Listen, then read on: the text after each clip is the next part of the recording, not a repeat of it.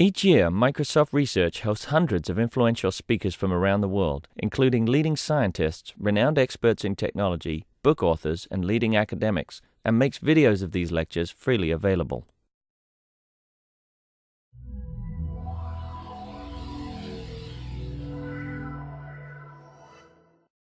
It's my pleasure to invite Jian Zhang as our speaker this afternoon. Jian is from Purdue University Department of Statistics. Currently, he's an assistant professor there. And before, he got his PhD from CMU in computer science in 2006. His basic research including statistical machine learning and also IR. Okay, please. Yeah, first I would like to thank Deng Yong for inviting me here. So it's really my pleasure to visit here, and also it's very nice to see some old friends. Okay, so my talk today is about large-scale learning by using a technique we call data compression. And you will see this is actually a very simple idea. And this is a joint work with Rong Yan. Okay, sorry. So here's the outline of the talk, and I'll first talk about the challenge, so the massive data challenge for large-scale machine learning, and I'll also talk about some possible approaches that can be used to handle this. And after that, I will introduce the method and give you the motivation on why this method will work. And then we will actually show you the analysis about the statistical properties of the method. And after that, I'll present some grouping algorithm which will be used to compress the data. And finally, I'll show you some experimental result and conclude. Okay. So what is the challenge? So I think one of the most important challenge in machine learning nowadays is how do you learn with massive training data? Okay, and in particular, there could be three difficulties. The first one is about training time complexity. When you have data set with thousands of or even millions of examples, how do you efficiently and effectively learn a predictor, a classifier, or regressor? Okay. Now the other thing is about testing time. And often it is the case, especially in industry, that you may need to apply the classifier you learned and make predictions for, say, millions of web pages. How can you do this efficiently? And this actually is also related to the, this is particularly important in the large scale setting, because when you have a lot of training examples, typically you want to go, the more examples you have, the more complex model you probably will choose. It's going more towards the non-parametric side. So in that sense, it's not possible anymore that you can simply store the classifier using a simple weight vector and do the efficient prediction. So you really need to use the training data and to make predictions. And the third one is about storage. And this may not be as severe an issue as the previous two, and also there is often a trade-off between the memory and the training time, for example. But this could be a problem in situations, for example, when you want to deploy the classifier into some portable devices like PDA, and you have limited storage you can use for this case. And there are many examples that fall into this category, such as if you want to classify web pages retrieved by search engines, or if you want to do pattern recognition for a DNA database, and also in cases where you want to classify or modeling the network traffic data or financial stock markets. So there you have tons of data. And the last example I put here is the emerging online blogs and videos, and also the social network data. So those are all examples of this large-scale, massive data set we need to deal with.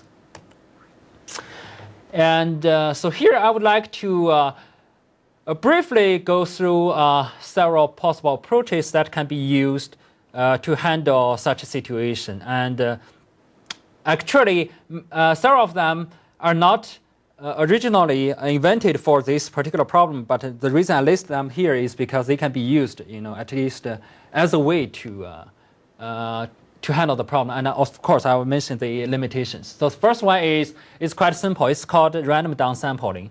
So the basic idea is that you get a random sample of a subset of the original training data, and then you run a classifier or regressor or whatever. the algorithm. It's fairly easy to use, but the problem is also very obvious. You simply discard a lot of valuable information, so you are wasting your data. And this is actually a popular method for the unbalanced classification. So where you have, for example, very large number of negative examples, but only very few positive examples, and how do you handle the unbalanced data set? Okay.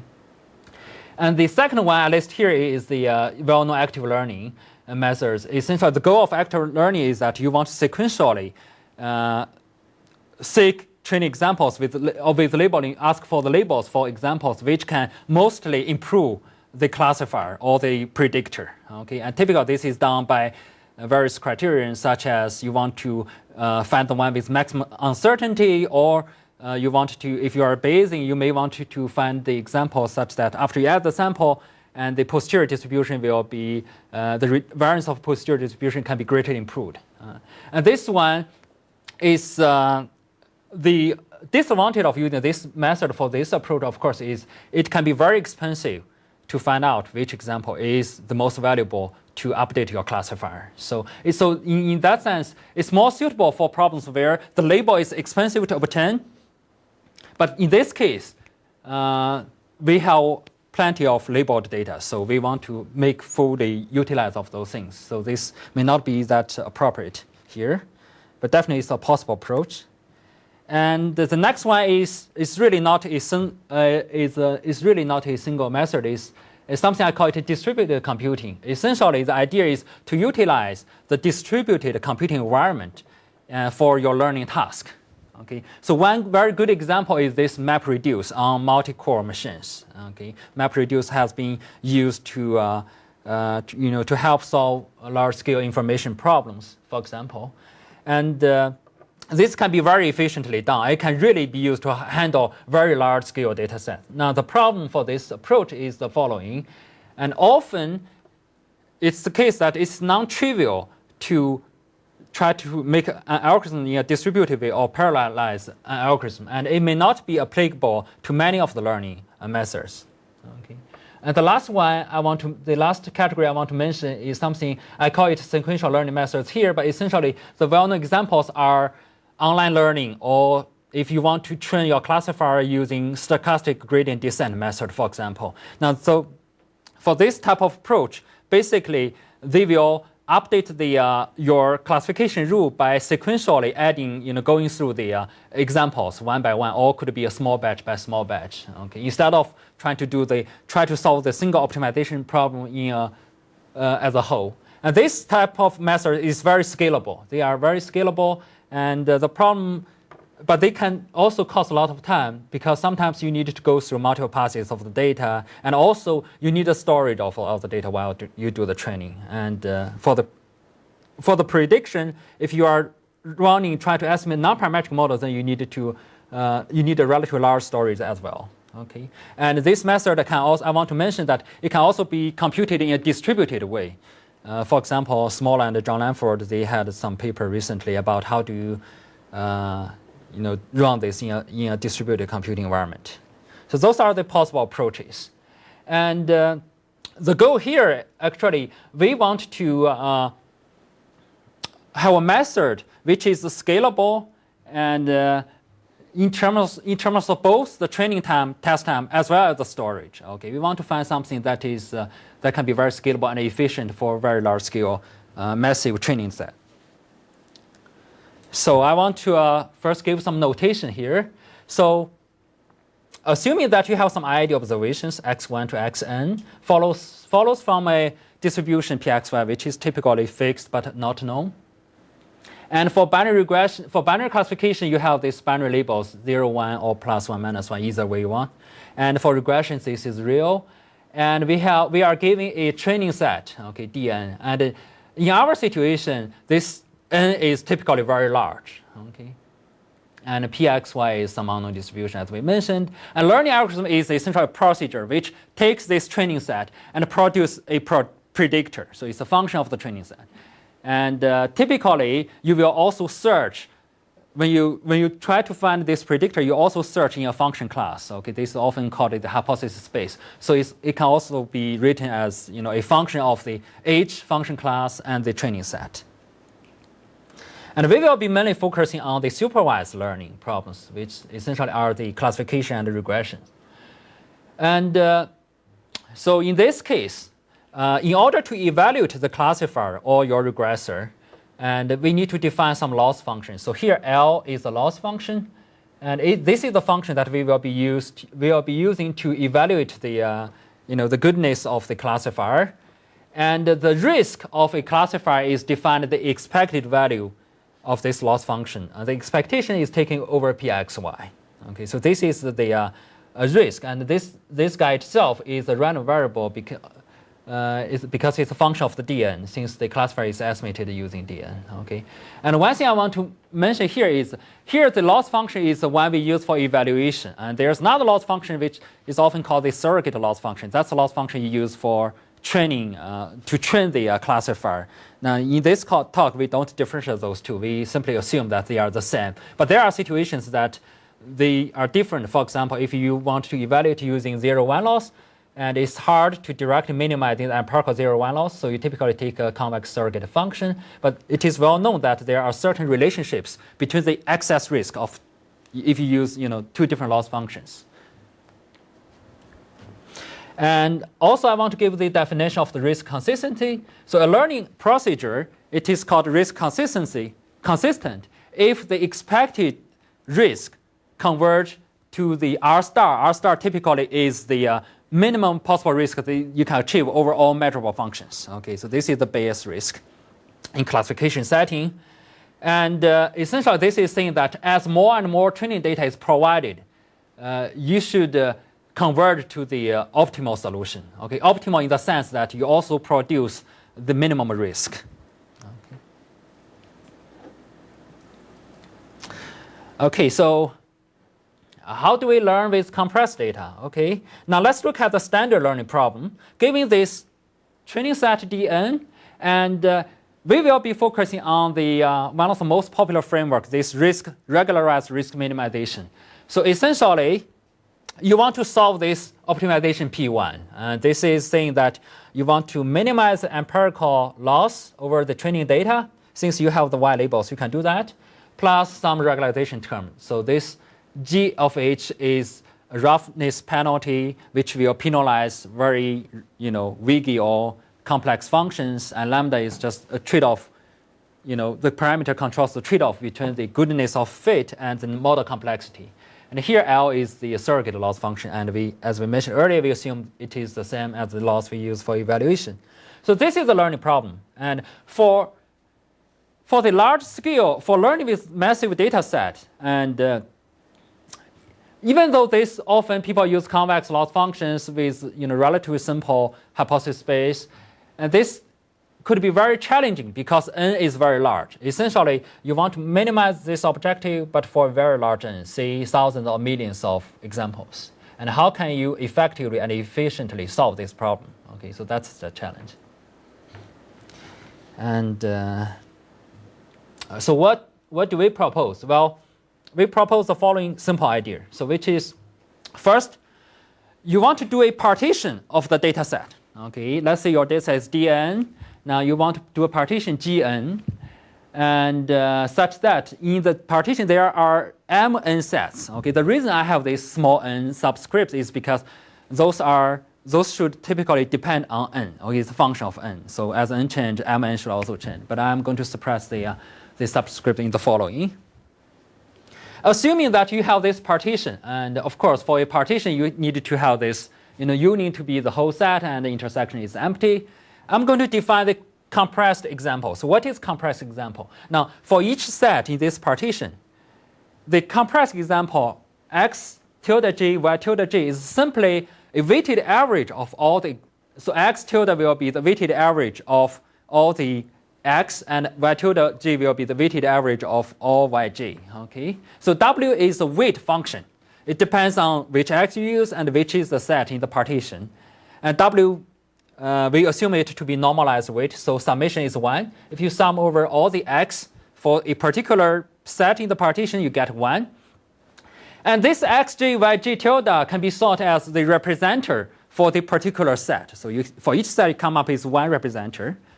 And a simple way to understand this is, even though this is written in a more general way, a simple way to understand this, you can think of this wxij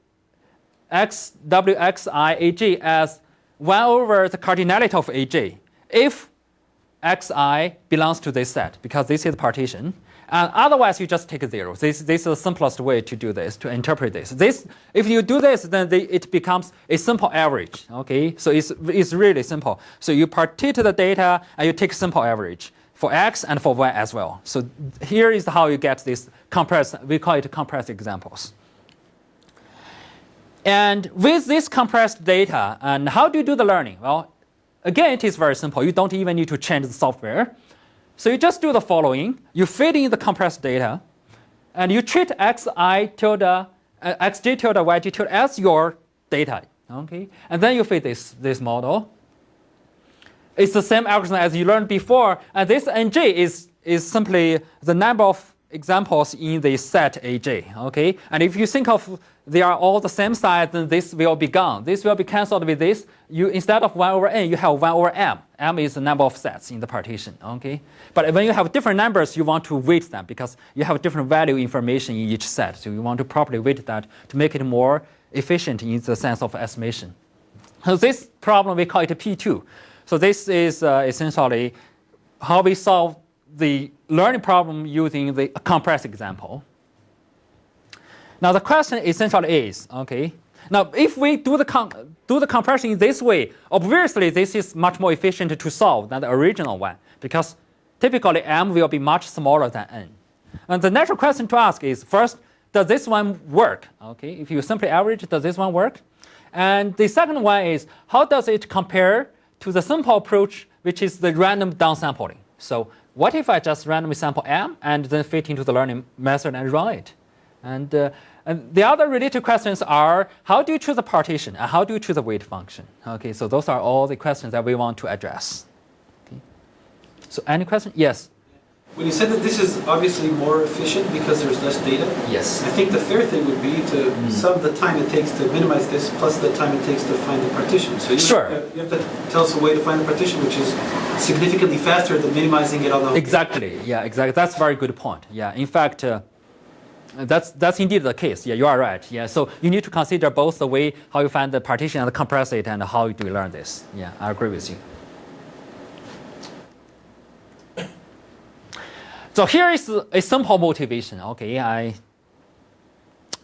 always want to use this, simple examples to show this. So we want to start with simple, and you want to find some simple things to motivate things, but still keep the interesting structure that you want to study. This is a simple one. So consider the simple linear regression, and in this case we have y equals xi beta plus error. And to make it even simpler, let's assume xi are standard normal, multivariate normal standard. And epsilons are independent of x and is normal with variance sigma square. And in this case, okay, we can actually write down the closed form solution. If you use the least square estimator, it does not matter in which one you use, in fact, but this one is simpler. So you use least square estimator and you get closed form solution. Now, this one is unbiased, it's well known, and the variance you can also calculate that. It equals this quantity. Okay. Now this if this seems different from what you have seen, is because here x is random. So typically you have the variance of sigma square x transpose x inverse.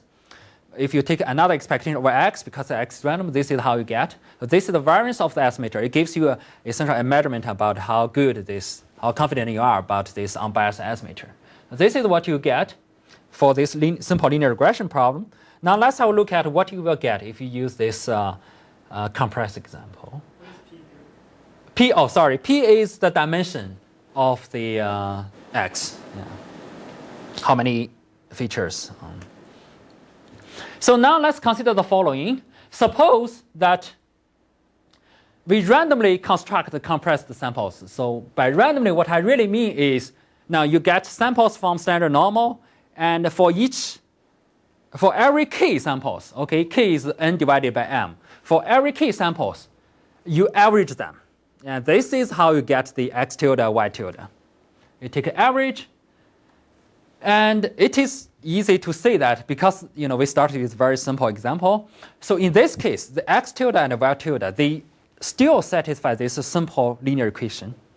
So y tilde equals x tilde multiply beta plus epsilon tilde. So epsilon tilde is the average of the noise in the previous case. And in this case, the distribution of x is changed. Okay, it's normal with zero mean, and the variance is reduced to 1 over k instead of the identity. And the error are also IID. The variance is again changed. It changed to 1 over k. Okay, so this is very simple. And for this case, again, we can work out the least square. So what will happen? Well, if you work out this one, it's unbiased again, you get this quantity. Okay, now I'm just looking at this one. If you compare this quantity with the previous one, actually it's a little bit disappointing. Why? Because if you think about it, this is sigma squared divided by 1 m minus p minus 1. The previous one is divided by n minus p minus 1. What does that tell you? Well, that tells you that if you use compressed example, you will get the same performance as if you random sample m. Okay, which is disappointing. You do a lot of extra work, you get the same result. What's the point? Okay, but actually, if you pause a little bit and relook at how you get this result, you actually find something interesting. Hopefully you agree with me.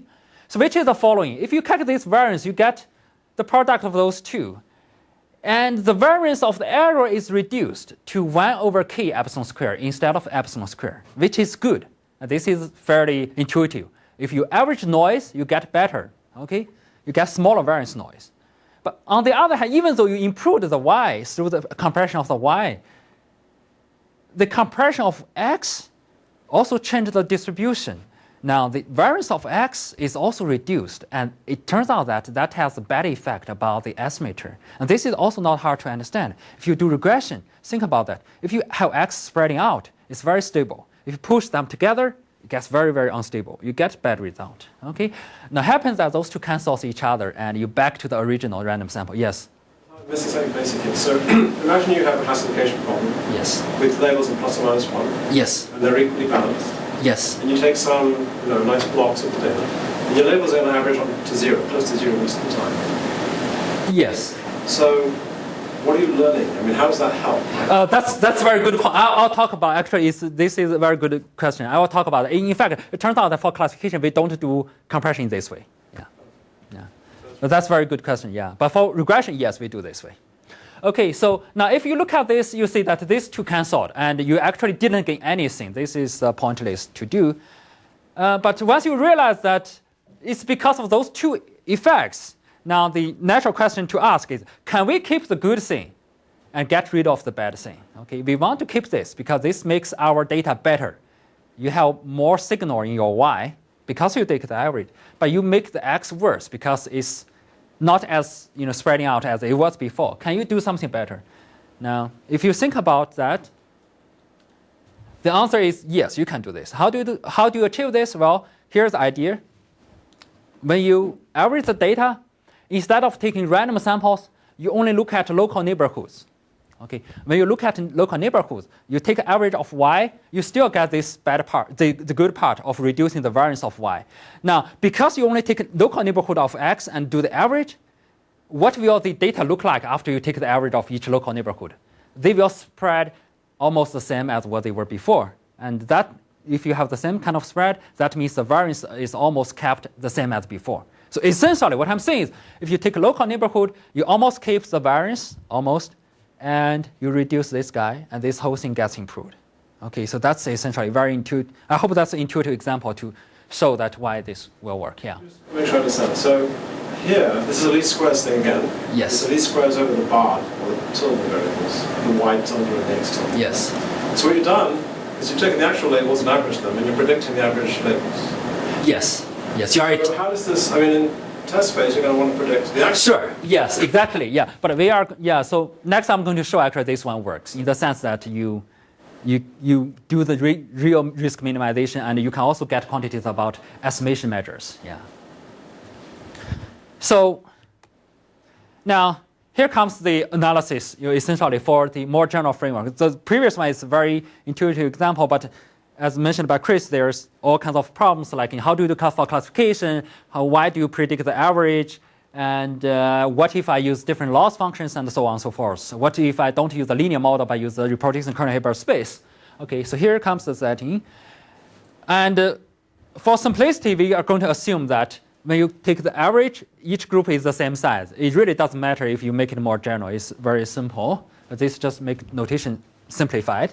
So this is the risk. RH is the risk. This is the guy that you want to ultimately minimize. And Rn is the empirical risk for the original data. And Rm, R tilde m, is the risk for if you are using the compressed data. Okay, so these are three quantities we are going to use. And here are the assumptions. So let me quickly go through those assumptions. And some are standard, some are, I'll give you some motivation about why we need that. The first one is we assume H is reproducing kernel Hilbert space. And this is very popular choice in machine learning, of course. And with kernel, and we need this assumption. This is often needed if you do look at how people are deriving things. And this is the diagonal of for any x is bounded. And we define this to be the Hilbert norm square. This is not essential. You can change this to something else. Okay, this is not really important. And the second assumption is we assume loss function and the functions in H are Lipschitz continuous. And this is often kind of the assumptions you see. And many of the loss functions, they satisfy this one, or they could satisfy some restricted Lipschitz continuous, which means it's Lipschitz within a range such as the least square. And essentially, that does not make much difference. You can do that with a little bit more, technical details. And the third one, okay, so this is the one about the weight. How do you decide what kind of weight should you use? And this one is saying that I'm going to take simply the average in this case. Actually, so I'm saying that if xi belongs to the set, you take it to be 0. I don't contribute anything if I'm not in your set. Otherwise, I just contribute equally. Okay. Now, this is not essential, I want to say. This is just to simplify the notation. You can make all those arguments asymptotic as well as you can actually change that. Okay, it does not affect the result. The crucial thing is the following. You should have m goes to infinity if and m divided by n goes to 0 as n goes to infinity. This is the typical kind of assumption you will see in non-parametrics. If you do non-parametrics, this is very standard. And the fourth assumption is probably the most important one, I would say. The fourth assumption is saying that this quantity is OP delta n. So what is this quantity? This is saying that, again, if you take W to be the average weight, this is essentially saying the average distance between pairs of x inside each set. The D is some distance measure you pick up, like Euclidean norm, you can use, or some other ones. This is saying the average distance of all the x belong to the same set, the actually is big OP delta n. Now, this means, essentially, typically we mean that we want delta n to be a sequence converted to 0. This means this guy should, the average distance, if you can also call it diameter, the diameter will converge to 0 as you get more and more data. Okay, so delta n is just a sequence of number converged to 0 as n goes to infinity. And the fifth one is actually quite intuitive. This is, we define something called sigma h square, which is the difference between the expected value of the loss using y minus the loss using expected value of y given x. Now, what does this mean? I assume this is finite. Okay, so what does this mean? This is the reason I call this sigma h square is the following. If you take loss to be squared loss, you take h to be linear function, this is exactly the sigma square in the noise level. This is the unavoidable part of the noise. You cannot do anything better than this. Okay, this is the part you have to have. And finally, we assume this y is bounded in this case. Okay. Now, given those assumptions, okay, yes. In your least squares example, the reason why it worked is because you assume some IID noise. That's yes. Kind of what assumption 5 is hiding here in some sense, right? So, yes, if your noise were not IID in the previous case, you wouldn't have gotten any gain from the averaging. If you didn't have some. Oh, if you have a strong, if they are all the same, you average, you don't gain. But if there's correlation not perfectly correlated, you will gain some, but not as big as if they were independent. Yeah. And in this more general setting, that's assumption 5 essentially is capturing that information. Kind of the independence of or some notion of. Yes, in some sense, yes. This is saying that how well this guy can do actually the conditional expected value compared with compared with this one. Yeah.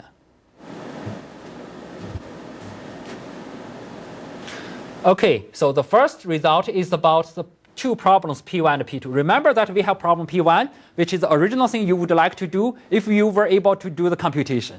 Now P2 is the thing that we will do after we compress examples. Okay, how well will P2 do according to P1? Now this result essentially gives you some closeness measure about the problem P1 and P2. Okay, so essentially this is saying that under previous assumptions, and we assume the weights are chosen independent of y's, condition x. Actually, this is implicitly assumed in the previous case because we write w as a function of x, not a function of y. Okay. Then we have the following quantity. This is saying that you get a uniform bound of this quantity. Okay, so uniform over h, and this is saying this is the objective you would get if you plug h to the original, the empirical loss. Okay, and this guy, remember this guy, it does not involve the penalty term. It's only the empirical loss part. And this guy is saying that what kind of loss you will get if you apply h to the compressed examples. And this sigma h is what we defined earlier. It's constant. Okay, it's constant if you fix h. Okay, I should say that. And then this guy is in this order. Okay, in this OP order. So this is essentially the result. And the order is about related to m, n, and delta n. Delta n is, again, how fast the diameter of each group converges to 0. Okay. So here are some remarks about this result. The first one is we didn't make any parametric assumption about px, y. So it's fairly general. And the second one is, of course, it can be applied to both classification and regression. I didn't say y has to be 0, 1, or real number. It can be applied to both classification and regression. And the third one is related to what the question Chris asked. So there's gap sigma h squared depending on h. Okay, essentially, this is the bad news. Okay, this is saying the following. If you are using the compressed example to do the learning, you won't in general get the same thing because that's not the same as this. There's a gap. Now, if this gap is a constant, you are fine because you do optimization, you add a constant minus constant, you get the same result. Essentially, you expect the same thing. But if this guy also depends on h, then that's bad. Okay, that is bad. But there are some special cases. Actually, if you do a little bit of study, you will find that, for example, in the previous case, if it's a squared error and if you take a linear form, then this becomes constant. The sigma square in the noise, it does not depend on h. Now, if that's the case, then you are fine. You are good. You can use this result. Okay? Then what if that's not the case? How do we handle, for example, for general loss functions and for general convex loss? And how do we handle this? It turns out that given this result, a simple modification can solve it. Okay, here's the modification. Now this additional assumption is really nothing more than that. How do you do for classification? Because for classification, it does not make sense, as Chris mentioned, that you average the positive and negatives. So what are you trying to learn? This is saying that when you do for classification, you can actually do the compression condition on the class label. So you look at positive, you compress it. Look at negative, compress it. Essentially, you don't mix from different classes. Yes? Can I take it back to regression for a second? Yes. So can you go back to the theory we proved? It seems to me like you're losing a lot, actually. So if you compare this to, you were mentioning these stochastic approaches. Yes. So to do the compression, you still have to touch each example at least once. And the stochastic guy that just does one pass on the data, again, will touch the data just one time. So you're not really gaining anything computationally. Whereas we know that the stochastic updates will have a convergence much faster than 1 over square root n. I mean, you'll have like 1 over n or 1 over n squared. You'll have much, much faster convergence. So you certainly won't need to do multiple passes on the data if n is very big. Okay. First of all, I agree with you that the stochastic method is very scalable and is efficient in terms of learning. And there are certain advantages of this one, and which I was thinking of mentioning in the end. But the thing is, first of all, when you do this stochastic, you do need to keep the data, essentially, when you do for the prediction, if you are really doing non-parametrics. Okay? And the second thing is, on the other hand, for this one, if you really need to, I mean, all you need to store, even you do non-parametric, all you need to store is a small subset of the examples, the M samples, compared with originally if you want to to compress to store the original n samples. The other thing is actually when you say that stochastic gradient is efficient, I mean typically for certain problems it is fine to just go one pass, but if the goal is learning, but if you look at the optimization objective, you often need multiple passes of the data in order to get a good result for this case. Your algorithm is an aggressive algorithm that has these 1 over n or 1 over n squared grades, and it's huge. Why would you need to Oh, I see. Are you talking about this Nesterov type of thing? When you say like it's 1 over n or 1 over n squared, so you mean the loss of the you mean the loss of the 1 over n, so log n over n. So think of just stochastic gradient descent, just the vanilla stochastic gradient descent. Yes. Your rates are 1 over n, which are already very, very fast.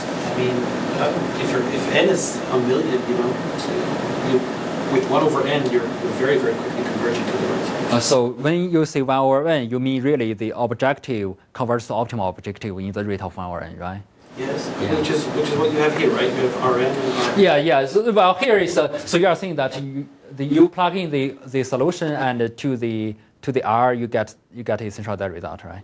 Yeah, I agree. I mean, essentially, but this, as I mentioned, that in that case, when you do the prediction, you actually need to store whole bunch of the data if you are doing non-parametrics for the regression. And in this case, you don't need to. So this is probably one of the advantages of using this approach. Why are you storing all the data? I can see for kernel methods you might have to. What's that? I'm sorry? Why are you storing all the data? I mean, for a perceptron or something, you're just knowing the way. Well, if you are really doing some non-parametric, essentially, then you need to store, let's say, if you are doing like a kernel learning, you need to store the data for corresponding to the alpha which are non-zeros. But that's algorithm dependent. I can choose another algorithm that doesn't do it, right? I'm sorry, what's that? I can choose another algorithm like a neural net. It doesn't store the training data. Well, if you use perceptron, you already assume that the function is linear, right? I mean, in the W. So essentially, you put a very strong parametric assumption there. I can use a neural net, a two-layer net. I mean, I know it's old-fashioned and not very good, but nevertheless, I can use something that doesn't store all the support vectors. It doesn't have to do that. Yeah, could be. Yeah, in that case, I'm not sure. Yeah, if you don't need to store the data, then I think the stochastic is something that is very, I guess, is very promising candidate for this case. But this one, I think the other thing is it can be, in some sense, this method is orthogonal to what people do for online or stochastic gradient. So in that, you really can combine those two methods. There's no, not something that you have to use this one without using the other one or vice versa. Yeah. Okay, so this is essentially saying that you have a gap between those two objectives. And if you are doing the classification by compressing both positive and negative separately, you essentially have the following result. Okay, this is saying that if you are compressing the classification example in this way, then the difference between two objectives, actually, there's no gap. The gap becomes 0, and those two getting close to each other very well at the rate of delta n. So this is essentially the result if you are doing for classification. Okay, and of course it automatically follows that the risk will converge to the same thing. Okay, they will be able to converge to the same thing since there's supremum bound about the two differences. Okay, so how about the classifier you obtained? Okay, so because essentially when you do this minimization, you are trying to make sure that the risk is minimized. It's not really about the objective. Okay, so those two, if you plug in the previous result, combining those things, it's not very hard to come up with this result, which is saying that if you define H star to be the best in class, okay, the best one in your class that you can achieve the minimum risk, then essentially the excess risk of this one you obtained using the compressed example, the classifier, minus the optimal in the class is going to be this quantity. Okay, so this is the result. Now it's will be nice to compare this with the standard result. What if you get using just n samples? If you just use n samples, this is the result you get if you are using the same assumptions. And Is this? This is something stronger because it gives you like the peg style, the tail of the probabilities. For this one, you can also get the similar thing, but then you need a very stringent assumption about probably not realistic about how do you group it. So I just give the rate here. But if you look at the rate here, the convergence rate for this one is n to the power of -2. Okay, so that's rate. And here the lambda you can choose it. So you can set lambda to be n to the power of -12, and the delta n actually is the rate of the diameters. So it's h star on the bottom right? Yes. Otherwise it's 0, right? So just a typo. Which one? On the left-hand side of the bottom expression. This one? Yeah. Yeah. No, it's a supremum over all the h. Oh, sorry. Yeah, this is typo. Yeah, this typo. Yeah, this. Yeah, sorry. Yeah. So this is essentially the R star. That should be the R star. Yeah. Okay. And so here's some discussion. Okay. So if we take lambda m to be this guy, n to the power -12, then this converges to rate at maximum of these two quantities, and consistent, of course, automatically follows. And one thing we want to emphasize is in practice, often there's a limit on m, depending on what type of computer you use, whether it's personal or a server or some small device. And so in that sense, if you have limit on m, the delta n can be actually well controlled. For example, if you can at most take like 10,000, now you can in fact make delta n to be small by throwing away those things that don't include it. I mean, in some sense, you are not enforced to use all the data, essentially, if some of them don't apply. Okay? And also, there are some possible improvements. Essentially, the rate we obtained in theorem 2, in fact, it can be improved for specific loss functions, at least for the hinge loss. Okay? Now, for squared loss, I can show that that's the rate you get. You cannot further improve. But for the hinge loss, actually, you can improve that. Okay? Because of the particular piecewise linear structure of the hinge loss function. And this is about the risk. I mean, in most cases, you are interested in the risk estimation. But sometimes you also want to ask a further question, which is, how about the convergence of the classifier to the H star, the best you can achieve in class? With respect to certain metric, of course, the L1 metric, LP metric. And so in order to get such result, you typically need some identifiability conditions, because if just the risk converging, you do not, in general, guarantee the convergence of the argument. Okay, so what makes the argument converge? And this is a very popular condition proposed by Sibakov 2004. It's called the low noise condition. So basically, this is saying that the probability mass, if you draw the Bayesian decision boundary, the probability is small. Okay, and is less than t to the power alpha. This is a very nice observation, actually. This is a very nice condition, because this one, I think, in some sense, it points out one important difference between you do regression and classification. If you think about regression, as we know that you can use the same thing, like least square for regression and classification. But when you do that for regression, you look at the boundary. The regression assumption is saying that once you draw the decision boundary, now the density for points around the boundary will be high because you have this assumption. Now this is not necessary if you think about realistically. What will the density look like? This may not be the true case, right? The true case is maybe it's like this way. If there's low density about the region close to the 0.5 decision boundary. Okay, so if this is the case, you can make this assumption, and under this assumption, it is not very hard to show actually. You can get a rate of convergence of the HM tilde to the H star with respect to the L1 metric. Yes. Is eta the true density or density estimator? What is it? Oh, the eta is the true conditional density of y given x. Yeah, that's the true one. Yeah. And in this case, I think it's about the rate of convergence for the risk to the power of alpha divided by alpha 1 minus alpha. Okay.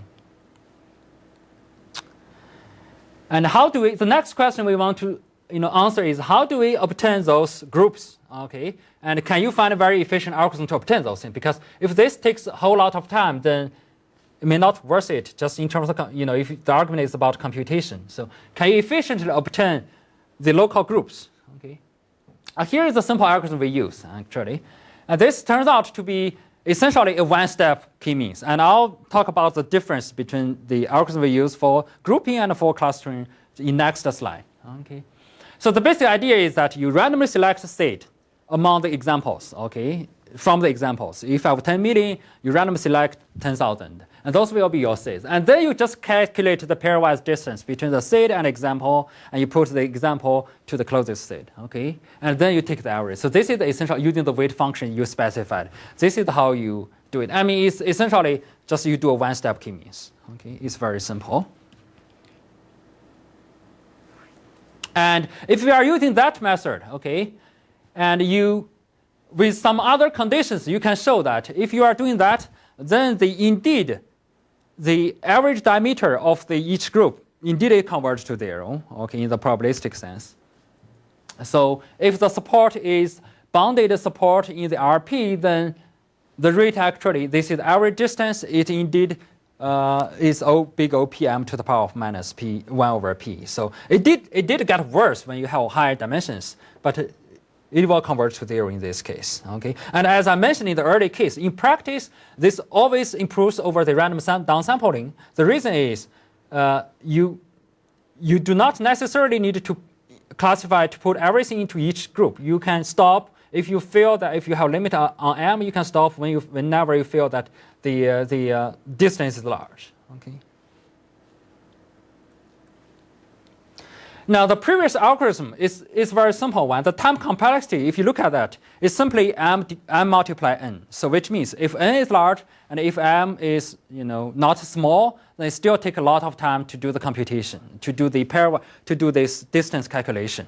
Okay, and here's one algorithm that can perform the computation much more efficiently. Okay, this is simply a hierarchical version of what we used earlier. Okay, so the idea is you randomly select some set at the top, the root node, and then you do that based on the distance. You root them into, let's say 10 nodes, and for each node you do the same thing again. Okay, eventually, the number of nodes for each inner node is mi. Okay, mi is so, and you only need to choose mi such that the product is m. Okay, so this is all required. Now, if you are doing it this way, eventually, in the end, at the leaf node, you get small groups of the observations. Then you can compress them. Okay, you output the compressed example. Now, if you compare those two results, so the first one, as I mentioned, the complexity is m multiply n, and the second one is essentially n multiply m to the power of 1 over d. Okay, so this can be much faster if m is also not small number. And in practice, actually, what we found is for very large even for very large data set, you can simply take d to be 2 or 3. That's good enough to give you efficient grouping algorithm. And here are some comparison to the clustering algorithm. And as we mentioned, that the first simple algorithm is simply one-step k-means. So now the difference essentially here. The difference to the clustering algorithm is essentially this. When you do clustering, typically you want to find partitions, that group all close by the data points at the same spot. Now, when you do this, all we require, if you look at the assumptions, is that we require the diameter of each group to be small. We didn't see anything about overlapping. So in other words, you could actually have groups, have sets that are on top of each other. Now, as long as within each group is small, you are fine. Okay, it does not matter that you have overlapping. So that's one of the reasons which makes it possible that we can do it in one pass, and also it can be easily computed in a distributed way because you simply just put data into several chunks and then you do that together, and that will be fine because for each of that, as long as you guarantee that the diameters of each group is small. Okay, there's no requirement that you have to find all the data points in the neighborhood and put in one set. Okay, so here are some experiments. Yes? For the experiments, I want to ask a question about your analysis again. So anywhere in the analysis, did you assume that the true function that generates the labels belongs to the class that you're searching in? No. Belongs to the Hilbert space? No. Is that somehow maybe implied in one of your assumptions, though? There was 4 or 5, 6 Are you totally agnostic in your assumptions? Yeah, I don't think that's assumed as, because here we are focusing on the estimation error part. We do not touch the approximation error. Now, if it's not in the class, you have approximation error large, but that's something that, in some sense, you cannot control. I mean, you have to pick up the function class which is large enough to make approximation error small. Yeah. So it's mainly about the estimation error, the analysis. Yeah, I realize, but you can reason about the estimation error either with an agnostic assumption or a non-agnostic assumption. So the agnostic assumption would mean I don't assume anything, or you could use the fact that you know that the hypothesis is inside your... Yes, if you know that fact, I think you can do something better. For example, you can use the local Rademacher complexities and make this bound. If you derive bound, you can make bound sharper. Yeah. And also in the case of estimation, that's the place where it can greatly help, essentially. If you know the true conditional probability density is well conditioned in the sense that it really has low noise with certain alpha values, then you can get much faster rate of convergence for the estimation, even though you have the same rate of convergence for the risk. So the method we are going to compare are the following. And so this full is you basically train using all training data you have. And this down is you subsample a subset and you train the algorithm classifier. Now the compression, the first one is you do this, you construct a compressed example, but you only use random grouping. So you randomly select subset, you average them. And this one is you do the local grouping, use our algorithm. This is done when you are doing classification. This is done for positive and negative separately. And then we also constructed try to show that what if you are doing the grouping for all examples together? Okay, you don't separate them. So what will happen? Although the theory does not suggest in doing that, but we also did this anyway. And the datasets we used are one simulated dataset for UCI and two large-scale datasets. Okay. So the first one is, this is the simulated. So we know how the data looks like. We generate data based on this logistic model.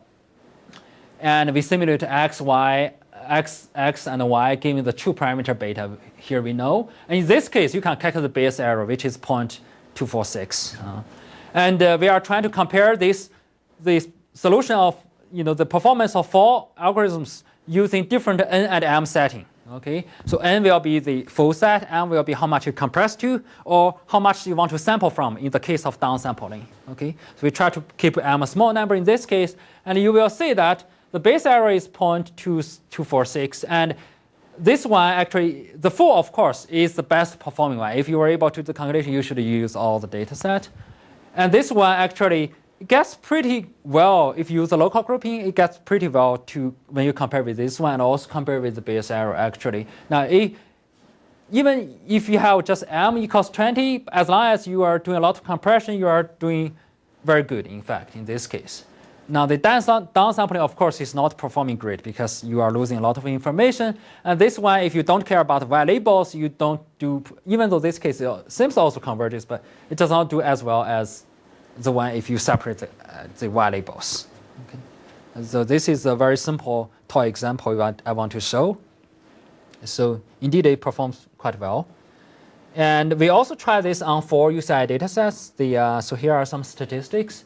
And those are not large data sets. Actually, those are pretty small, or at most medium size. And we use label SVM for this setting with RBF kernel and do a 10-fold cross-validation. And in this case, because the data set is not large anyway, so we just set d equals 1. That can easily handle it. And we change the setting of m over n. So this can be thought as the compression ratio. How do you want to compress it? And it's from 0.1 to 0.5. And here are the results for the first two. So the left one is E. coli, the second one is glass. And you can see the performance. So the bottom one, this is the one you obtain using the full set. Okay, so this is probably you can think of that as the upper bound you can achieve the performance. Use the whole set. And in both cases, in this case, well, the compressed with local grouping does the best among the other three. And this one, even though for the linear regression case, it does not show any advantage. But for this case, the pink one is the random sample A. For those two data sets, it performs better than you do a downsampling. Okay, but still, I mean, of course, not as good as if you compress using local group information. And this is for the other two data sets. In this case, and for this one, actually, this is interesting. This is, I think, is the span-based data set. And this one, in this case, the downsampling is performing better than actually it's pretty close to the local grouping, except for the tail part. It's also interesting to see that actually this one, it does better in the end when you have like a, 0.5, which means you compress every two into one, and it does actually better than if you use everything here. Okay. Is it a pretty unbalanced data set? Which one? Is it a pretty unbalanced? The span base? Yeah, class balance would be. So the span base, I think, is two classes, but I can't remember exactly whether it's very unbalanced or not. Yeah. For a balanced data set, would you want to adjust the grouping methodology to have a different group size? Possibly, yeah, that's maybe one way to do it.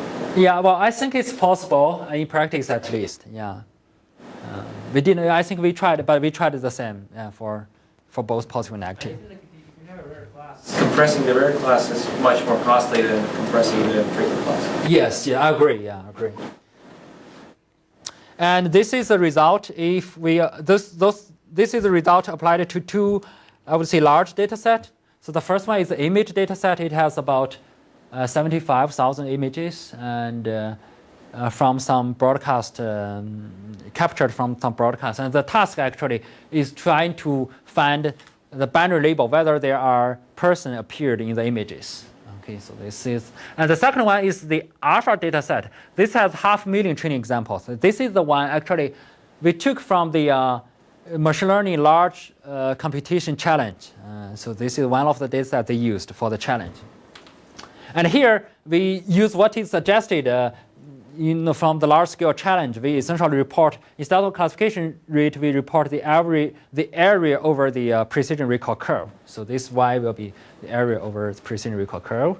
And this is actually the result, again, for the four methods. And here, because the data set is very large, we can actually compress quite a lot. Okay, so this one, for example, is from 0.001 to something like 0.1 or 0.2. And this is from 0.01 to 0.2 in this case. Okay, so as you vary this one, you can see how relatively those methods are performing comparing to each other for this data set. And this one, I think, is a little bit weird. I think this data set, I suspect this data set is some faked one. I mean, it's probably they just randomly generated. I'm not sure because they didn't mention it. Where does this one come from? Yes. Are the groupings, other than the class label, are they identical for the positive and negative region? So in other words, is the partition essentially I choose this block of space and I'm going to have one group for the positive data averaged out in that part of the space and one group for the negative data? Or can they be just disjoint so that the positive representative came from this point and the negative came from this point and they may or may not overlap? I think this depends on the data distribution, in fact. This depends on how the data looks like. They can overlap. I mean, in your experiment, what did you do, right? It has implications in terms of what you're able to recover. Yes. The algorithm, I mean, for the algorithm, it can overlap. But I didn't actually, it's hard to look at the partition because it's not a low-dimensional space. Yeah. Because, for example, if you have like 150 features, it's really a region in the high-dimensional space, and it's hard to. How did you define the partitions again? Oh, the partition we define is essentially, if you think about the one-step k-means, if you have a million, you want to come up with 1,000, you randomly sample 1,000, and then you group them. Based on distance, you group them. Yeah. This way you can do this in a very efficient way. Okay, to conclude, so the goal here is we want to reduce the training, test time, and the storage for learning with massive data set. And for this method, actually, it's very easy to compute. And also, you can use existing packages. You don't need to change anything, as long as you come up with the compressed example. And you can obtain the consistency and rate of convergence result. And we showed both empirically and in theory that actually it's better. It could be much better than the random sampling. And this grouping can be done very efficiently and in a distributed way, in fact. Even though we didn't do it in a distributed way, there's no need in our case because they're all, but you can do it in a very distributed way. And so for very large data set. And finally, as I mentioned earlier, this can be combined with other methods to really handle very gigantic data sets. If you really have such data sets, because there's really, those methods are kind of orthogonal to this, the online versions like online learning or stochastic gradient, because you can compress that and apply those methods anyway, and they don't conflict with each other. So that's all. Thank you.